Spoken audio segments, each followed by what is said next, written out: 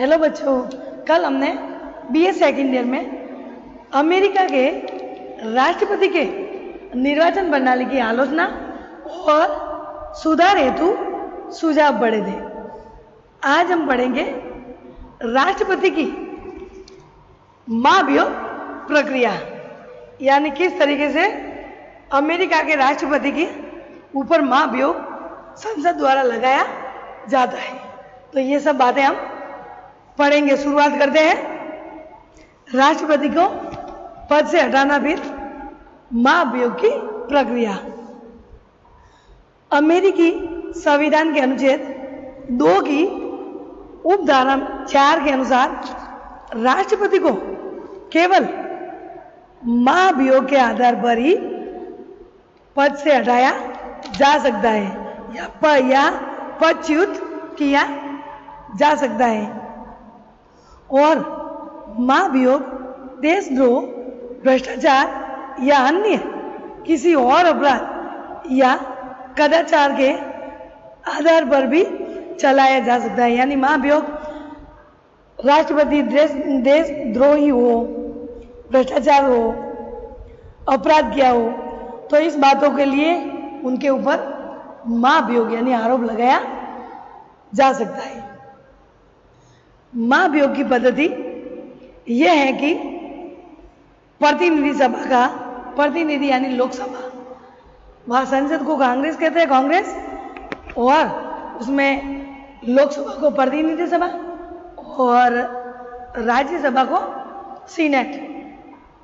तो वहाँ लोकसभा यानी प्रतिनिधि सभा का एक या कुछ सदस्य राष्ट्रपति के विरुद्ध उपयुक्त आधार पर आरोप लगा सकते हैं। इनके बाद ये आरोप किसी न्यायिक समिति या विशेष जांच समिति को दिए जाते हैं। जांच समिति द्वारा प्रतिवेदन दिए जाने पर यदि प्रतिनिधि सभा यानी कि न्यायाधीश, मुख्य न्यायाधीश या समिति होती है, 2-3 न्यायाधीश, मुख्य न्यायाधीश मिलकर ये फैसला या जांच करते हैं कि जिस पर अमेरिका के राष्ट्रपति पर आरोप लगाया वो सही है या नहीं है।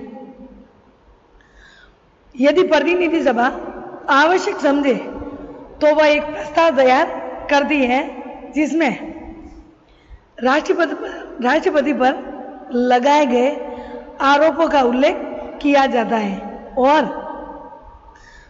प्रतिनिधि सभा यानी लोकसभा को ये प्रस्ताव अपने बहुमत से पारित करना होता है।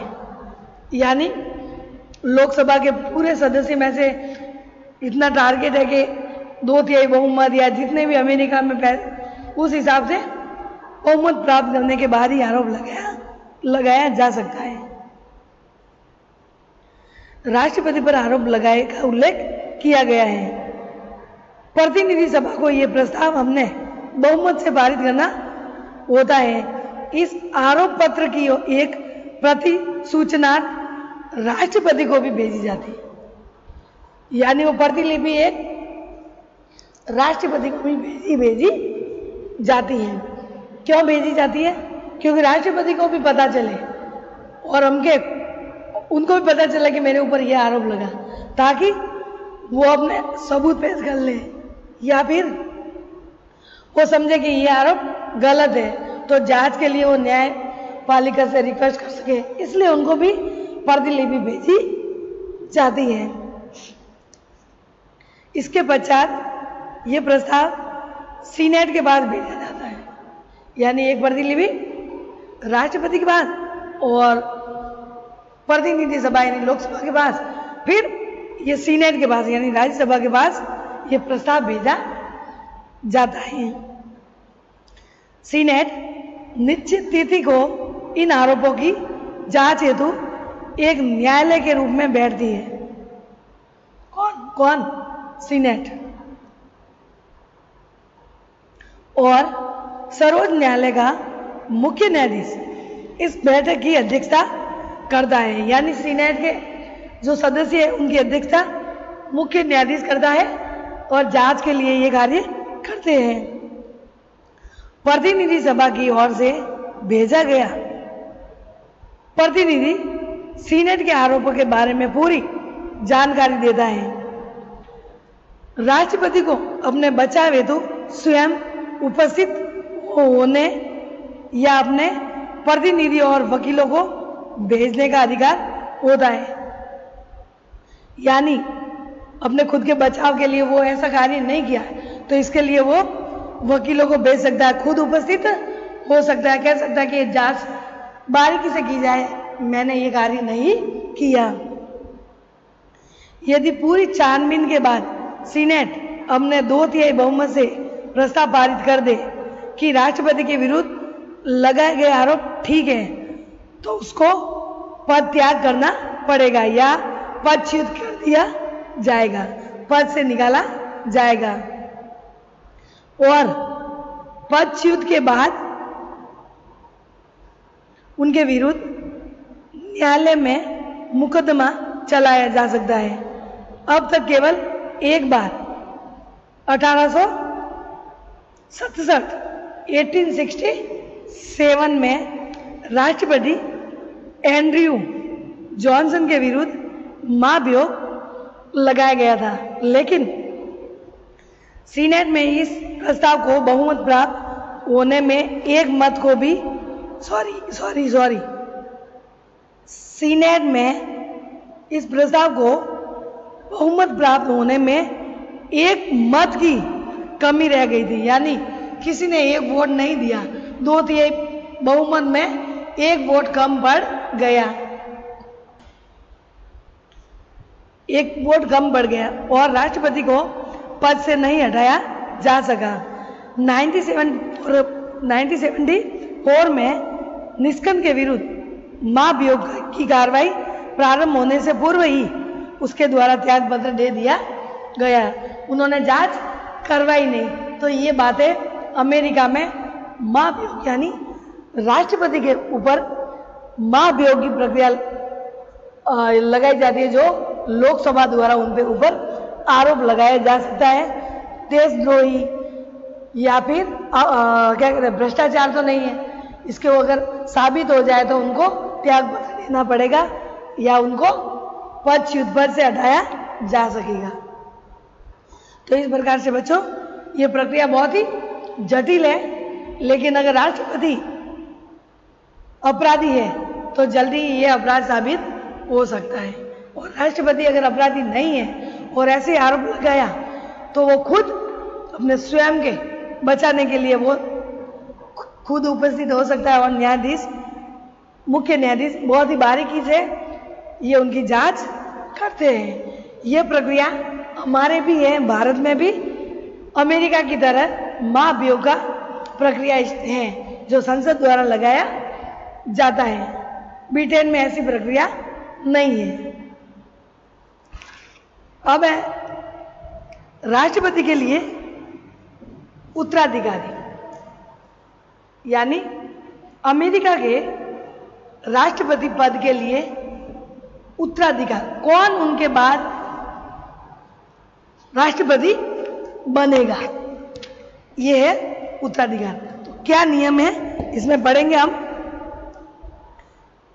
राष्ट्रपति के अनुच्छेद 2 की उपधारा के 1 द्वारा ये निर्धारित किया गया है कि मृत्यु यानी उनकी मृत्यु हो जाए राष्ट्रपति की, त्याग पत्र दे दे, खुद त्याग पत्र अपने मर्जी से दे दे, महाभियोग या अन्य किसी कारण राष्ट्रपति का पद रिक्त हो जाए तो राष्ट्रपति पद की सभी शक्तियां और कर्तव्य उत्तराधिकारी के रूप में उपराष्ट्रपति के पास जाएगी। कहने का मतलब राष्ट्रपति अगर त्याग पत्र दे दें, बीच में मृत्यु हो जाए या फिर महाभियोग लग जाए तो उनकी जगह उपराष्ट्रपति पद संभालेगा। यदि राष्ट्रपति और उपराष्ट्रपति दोनों के पद रिक्त हो जाए तो कांग्रेस निर्णय करेगी कि कौन अधिकारी राष्ट्रपति पद पर कार्य करेगा, यानी उपराष्ट्रपति भी, उनका भी पद रिक्त हो जाए और राष्ट्रपति का भी हो जाए तो बाद में निर्णय करेगी कांग्रेस। संसद द्वारा निर्णय होगा कि राष्ट्रपति भी नहीं है, उपराष्ट्रपति पद भी नहीं है, तो अब उत्तराधिकार कौन होगा या कौन राष्ट्रपति बनेगा वो तय करेगा संसद यानी कांग्रेस।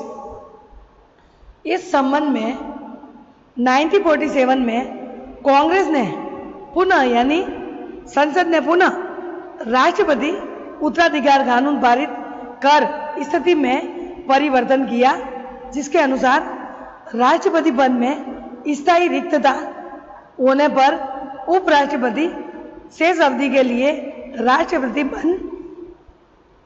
बन जाता है।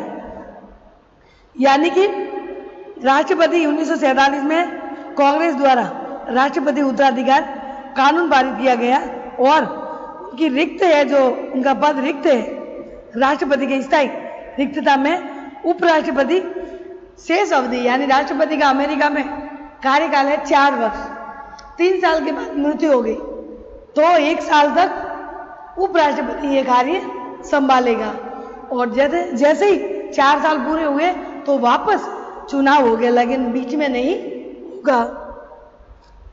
यदि किसी कारण से उपराष्ट्रपति भी इन पद के लिए उपबंध न हो तो यानी कहने का मतलब राष्ट्रपति स्थायी रिक्तता होने पर उपराष्ट्रपति शेष अवधि के लिए राष्ट्रपति बन जाता है, लेकिन किसी कारण से उपराष्ट्रपति भी इस पद के लिए उपबंध न हो तो प्रतिनिधि सभा का स्पीकर, सीनेट का स्थायी अध्यक्ष या राज्य सचिव, वित्त सचिव, युद्ध सचिव आदि कर्मश इस पद को धारण करेंगे। यानी अगर उपराष्ट्रपति भी नहीं हो, राष्ट्रपति भी नहीं हो और दोनों पद खाली है तो उसकी जगह प्रतिनिधि सभा यानी लोकसभा का अध्यक्ष वो नहीं हो तो सीनेट का अध्यक्ष, स्थायी अध्यक्ष, वो भी नहीं हो तो राज्य का सचिव, वो भी नहीं हो तो वित्त सचिव, वो बनना भी नहीं चाहे तो युद्ध सचिव,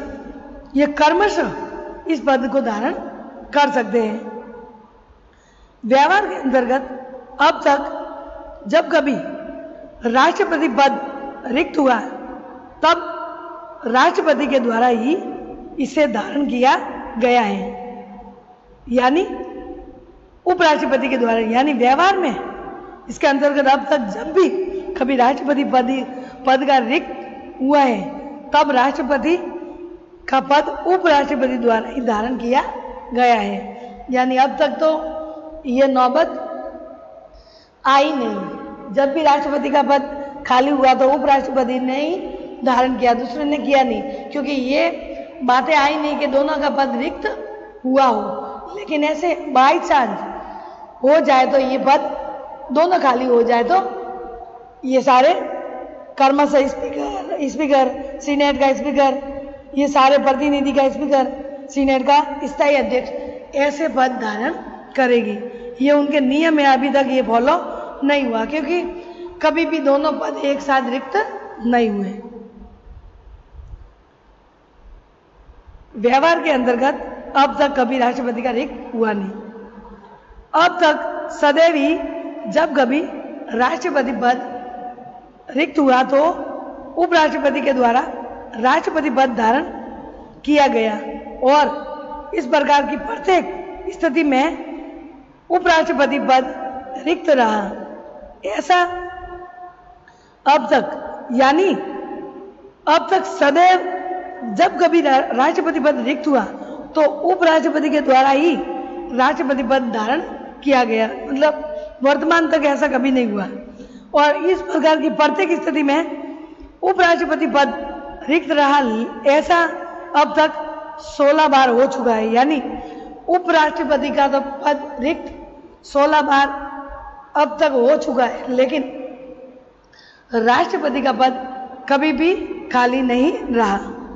इस स्थिति में संविधान के 25वां संशोधन 1967 द्वारा दूर किया गया है। इस संशोधन में उल्लेख है कि जब कभी उपराष्ट्रपति का पद रिक्त होता है तो राष्ट्रपति एक उपराष्ट्रपति को नामजद करेगा जो कांग्रेस के दोनों सदनों द्वारा पुष्टि किए जाने पर अपना पद ग्रहण करेगा। संविधान के इस संशोधन के अंतर्गत 1974 में जेरोल्ड फोल्ड ने राष्ट्रपति पद और नेल्सन रॉकफेलर ने उपराष्ट्रपति ग्रहण किया था, उनके कहने पर किया गया था। तो इस प्रकार से बच्चों ये राष्ट्रपति के उत्तराधिकारी के रूप में हमने पढ़ा। और भी इसमें कुछ है, ठीक है ना। तो इसमें और प्रक्रिया है। तो ये तो हुई उनकी राष्ट्रपति और उपराष्ट्रपति के लिए ये बातें। थोड़ा सा उपराष्ट्रपति के बारे में थोड़ा सा अलग से जानकारी आपको दे दें कि संयुक्त राज्य अमेरिका के संविधान में राष्ट्रपति पद के साथ साथ उपराष्ट्रपति की व्यवस्था भी की गई है। जब अमेरिका संविधान का निर्माण हो रहा था तो अनेक व्यक्तियों ने उपराष्ट्रपति के पद के कोई उत्साह नहीं दिखाया था और बेंजामिन फ्रेडरिक जैसे व्यक्तियों ने उपराष्ट्रपति पद को व्यर्थ का महिमावान व्यक्ति भी कहा है। यानी कि शुरू में जब राष्ट्रपति बना था तो बहुत सारे ने कहा कि उपराष्ट्रपति का कोई मान्य नहीं, उपराष्ट्रपति को का पद होने से कोई फर्क नहीं पड़ता, ऐसे लोगों ने कहा था। यहाँ तक कि बेंजामिन फ्रेडरिक ने तो यहाँ तक कहा कि व्यर्थ का ये महिमावान है, यानी ये पद किसी काम का नहीं है।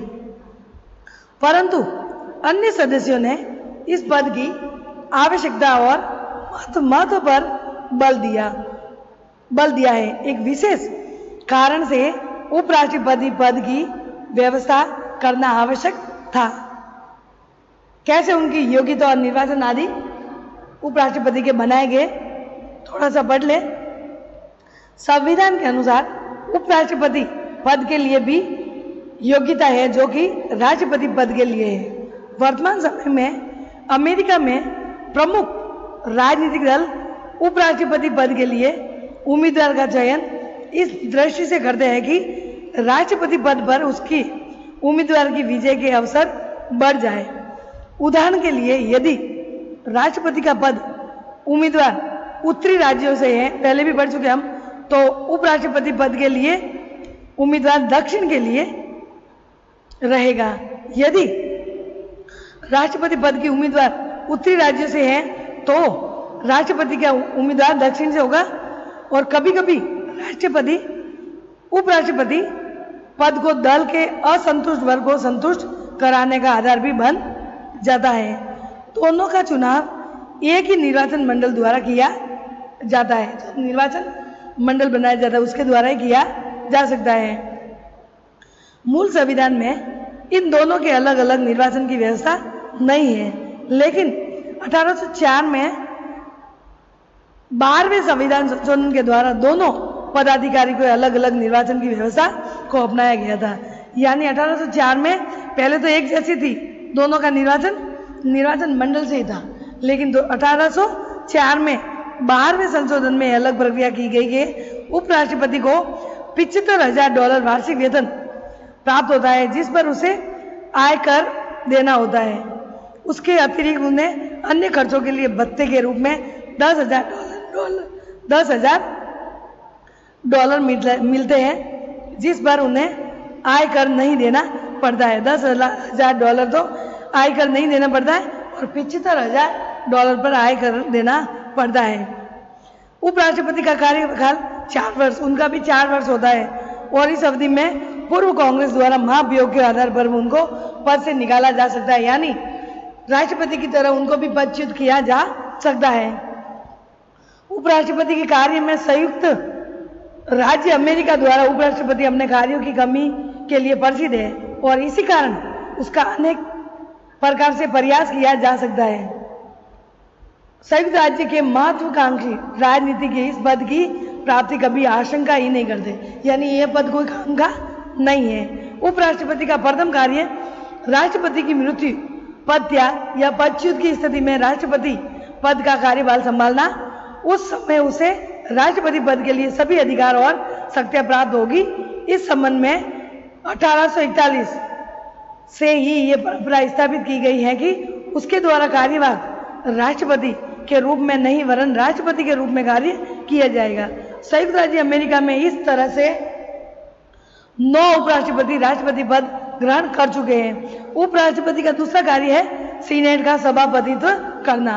सीनेट कांग्रेस का द्वितीय सदन है और इसे अपने सभापति को अपने आप चुनने का अधिकार नहीं है। उपराष्ट्रपति भी उसके पदेन सभापति होता है। सीनेट के अध्यक्ष के रूप में उपराष्ट्रपति को कोई विशेष अधिकार प्राप्त नहीं है। सीनेट का सदस्य न होने के कारण उसे मत देने का अधिकार नहीं है, लेकिन किसी विषय पर बराबर मत आए तो निर्णायक मत देने का अधिकार अवश्य प्राप्त है, यानी वो निर्णायक मत दे सकता है। यानी दोनों में टाई हो जाए तो वो कर सकता है। वर्तमान समय में उपराष्ट्रपति इन 2 कार्यों के अतिरिक्त अन्य कार्य की संपादित नहीं करता, सिर्फ ये 2 कार्य करता है। अनेक राष्ट्रपति प्रशासनिक कार्यवाहों के संचालन और वैदेशिक संबंधों के निर्वाह में उपराष्ट्रपति से अधिकाधिक सहयोग लेते हुए देखे गए हैं। पिछले 50 वर्षों में विशेष रूप से स्थिति देखी गई है।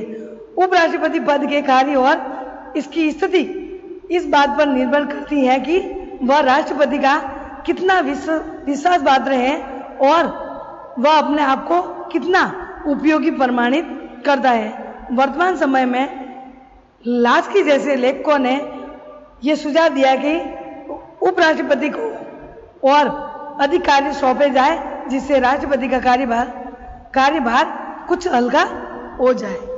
यानी ये प्रक्रिया इसमें निर्वाचन में जो बात हमने देखी है कि उसके महाभियोग प्रक्रिया,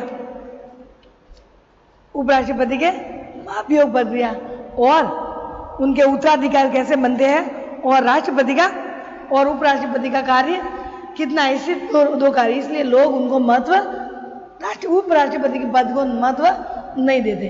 तो लास्की ने सलाह दी कि राष्ट्रपति का कार्य और उनको दे दिया जाए तो उनका पद थोड़ा बढ़ जाएगा। ठीक है बच्चों, ये बात हुई अमेरिका के राष्ट्रपति पर महाभियोग प्रक्रिया कैसे होती है और राष्ट्रपति पद के लिए उत्तराधिकार कैसे बनता है।